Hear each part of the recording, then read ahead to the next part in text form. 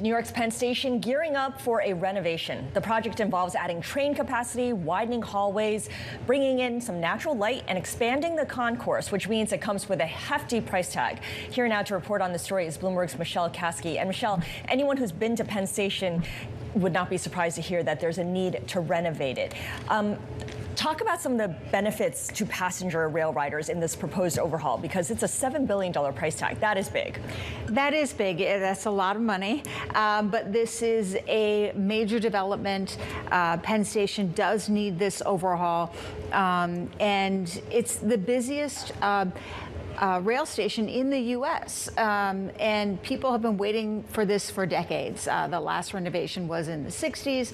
And what the riders will eventually see are these wider hallways, a lot more light, especially like you were saying before, the natural light, and a much bigger single concourse that they can move throughout, rather than these sort of more individual specific concourses that have low ceilings and narrow hallways. Yeah, it's always a mess when they post which track a train is coming in on, because then a whole bunch of people have to scurry over and run for it, as opposed to, say, Grand Central.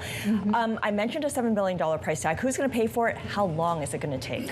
Yeah, that's what we're all waiting to hear about. It's roughly around $7 billion, and what we're hearing is that in the next 6 months or so, there should be a framework in terms of where is this money going to come from. Amtrak officials have talked about how they really want to tap into, as much as they can, federal grants, federal loans, but they've also said that it will be important for New York and New Jersey, and maybe even New York City as well, to chip in here, because it's those residents that will be benefiting from this new station.